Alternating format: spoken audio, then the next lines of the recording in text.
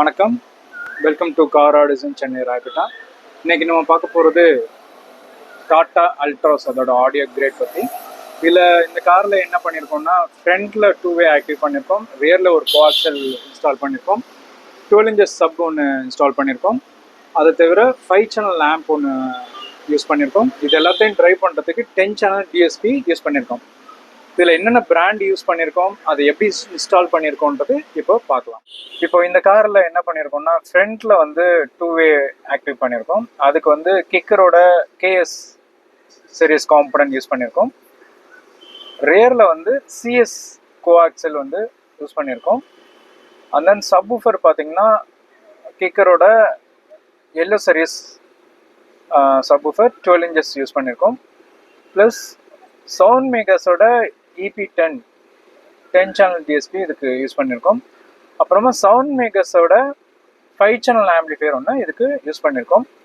அப்புறம் head unit வந்து customer replace பண்ணணும்னு சொல்லியிருந்தாங்க. ஜென்ரலி நாங்கள் ஹெட் யூனிட் வந்து சஜஸ்ட் பண்ணுறதில்ல. எப்போதுமே ஒரு டிஎஸ்பி இன்ஸ்டால் பண்ணும்போது ஹெட் யூனிட் மாற்ற சொல்ல மாட்டேன். கஸ்டமருக்கு வந்து யூடியூப் அதெல்லாம் ஆக்சஸ் பண்ணணும், ஓடிடி பிளாட்ஃபார்ம் தான் ஆக்சஸ் பண்ணணும்னு சொல்லியிருந்தாங்க. ஸோ தட் நாங்கள் வந்து அவேவ்ன்ற பிராண்ட்லேருந்து ஒரு ப்ரீமியம் ஹெட் யூனிட் வந்து ரீப்ளேஸ் பண்ணியிருக்கோம். இதில் இதுதான் இதோட ப்ராடக்டோட டீட்டெயில்ஸ் அண்ட் பிராண்ட் டீட்டெயில்ஸ். இதை எப்படி நம்ம கஸ்டமைஸ் பண்ணியிருக்கோம் பூட் ஏரியாவில், ஃப்ரண்டில், அதெல்லாம் இப்போ பார்க்கலாம். இப்போ இதில் பார்த்தீங்கன்னா சப்வூஃபர் வந்து கஸ்டமைஸ் பண்ணியிருக்கோம் ஃபைபர் கிளாஸ் யூஸ் பண்ணி. இது ஸ்பேஸ் சேவிங்காக நம்ம ஜென்ரலி பண்ணுற ஒர்க். ப்ளஸ் இதோட பர்ஃபார்மன்ஸ், சப்வூஃபரோட பர்ஃபார்மன்ஸும் நல்லாவே இருக்கும். ஸோ அந்த ஒரு ரீசனுக்காக நம்ம ஜென்ரலி கஸ்டமைஸ் பண்ணுவோம். ஸோ அது பண்ணியிருக்கேன்.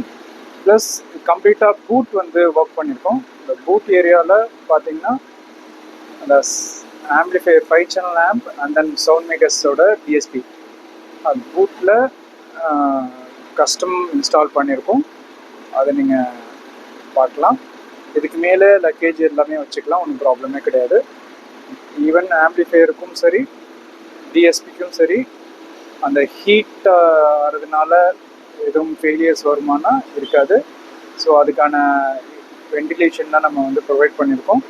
ஸோ ஹீட்டு ஈஸியாக டெசிபேட் ஆகிடும் இதில். ஸோ அந்த ப்ராப்ளமும் இருக்காது.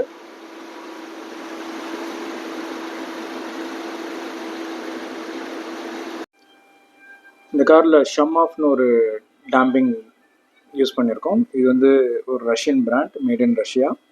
ஒரு 2 mm திக்னஸ்.